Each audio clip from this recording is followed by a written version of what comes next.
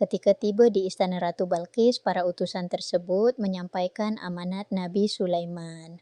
Mereka menceritakan kekuatan kerajaan Nabi Sulaiman. Kemudian Ratu Balqis mengambil keputusan untuk melihat sendiri kerajaan Nabi Sulaiman.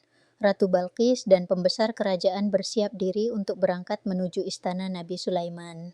Sementara itu, Nabi Sulaiman yang telah mendapat informasi bahwa Ratu Balqis dan beberapa pengikutnya telah bergerak menuju istananya dalam keadaan takut. Ketika itu, Nabi Sulaiman berada di dalam istana bersama dengan para pembesar kerajaannya.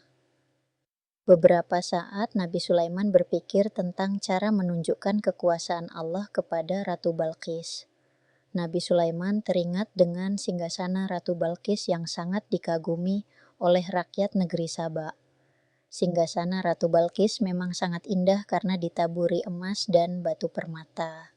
Kemudian Nabi Sulaiman berkata kepada para pembesar itu, "Hai pembesar-pembesar, siapakah di antara kamu sekalian yang sanggup membawa singgasananya kepadaku sebelum mereka datang kepadaku sebagai orang-orang yang berserah diri?"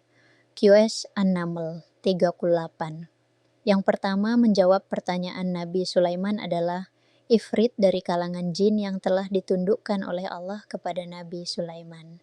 Jin Ifrit yang cerdik berkata, "Aku akan datang kepadamu dengan membawa singgasana itu kepadamu sebelum kamu berdiri dari tempat dudukmu.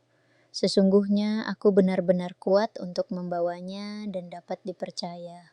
Setelah beberapa waktu, singgasana tersebut belum ada di hadapan Nabi Sulaiman. Jarak antara istana Nabi Sulaiman dan istana Ratu Balqis adalah ratusan kilometer. Istana Ratu Balqis berada di wilayah Yaman, sedangkan istana Nabi Sulaiman berada di wilayah Palestina. Nabi Sulaiman hanya menunggu saja.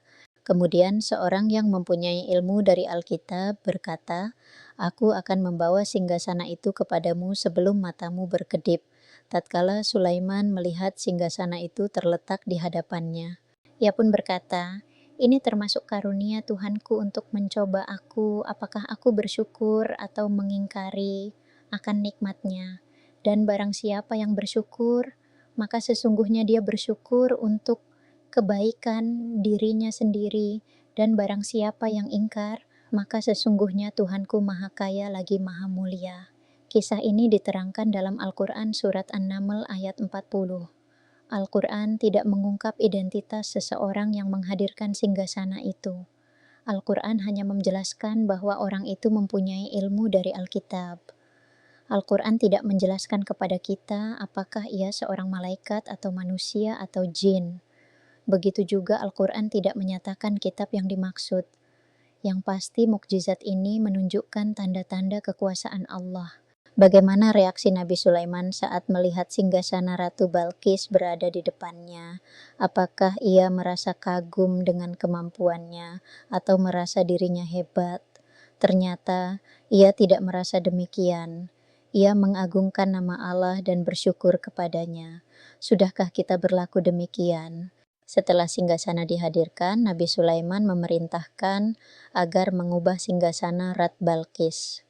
Dia, Sulaiman, berkata, "Ubahlah singgasananya, maka kita akan melihat apakah dia mengenal ataukah dia termasuk orang-orang yang tidak mengenalnya." QS An-Naml 41.